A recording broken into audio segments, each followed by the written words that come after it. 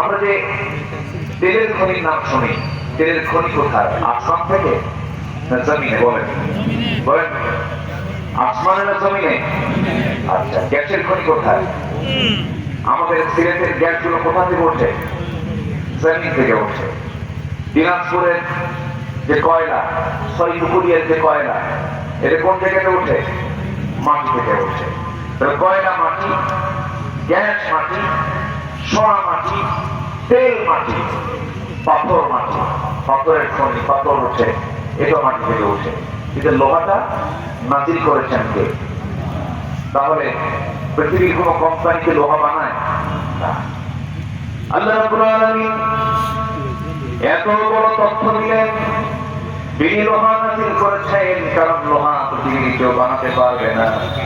কারণ পৃথিবীর কোন মানুষ যে লোহা তৈরি করতে যায়, লোহা তৈরির জন্য যে তাপমাত্রা প্রয়োজন, এই তাপমাত্রা দুনিয়াতে নাই। এই তাপমাত্রা দুনিয়ার কোথাও পাবেন না। সূর্যের আভ্যন্তরীণ তাপমাত্রা হলো 15 মিলিয়ন ডিগ্রি সেলসিয়াস। এটা হচ্ছে সূর্যের আভ্যন্তরীণ তাপমাত্রা। আর যদি কোনো মানুষ লোহা বানাতে চায়, সে জায়গায় তাপমাত্রার প্রয়োজন হবে 5 billion degree Celsius. 5 billion degree Celsius পৃথিবীর কোথাও পাওয়া তো দূরের কথা। সূর্যের বিপরীতে এত তাপমাত্রা নাই। সামান্য 30-35-40 ডিগ্রি সেলসিয়াস হলে পরে আমাদের নাভির শ্বাস উঠে যায়। আল্লাহ রাব্বুল আলামিন এই লোহাটা নাজিল করেছেন আসমান থেকে। বিজ্ঞান বলছে আসমান থেকে নাজিল হয়েছে মনে হয় কোন সুপারনোভার মহাবিস্ফোরণ থেকে। আল্লাহ রাব্বুল আলামিন আকাশ থেকে লোহাটা জমিনে নাজিল করে দিয়েছে। জোরে বলি সুবহানাল্লাহ, আর একটু জোরে বলি ভাই সুবহানাল্লাহ।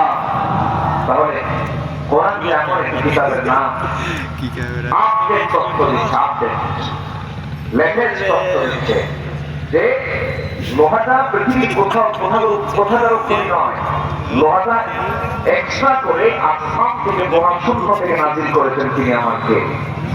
তাহলে গোটা পৃথিবীতে এই যে মিসাইল, তারপরে কি বলে অ্যাটম বম, এই যে বিভিন্ন ক্ষেপণাস্ত্রগুলো, মিসাইল সহ বিভিন্ন বিমানগুলো, সবগুলো যে তৈরি হয়েছে, সকল কিছুতে এই লোহা মূল অবদান একমাত্র কার?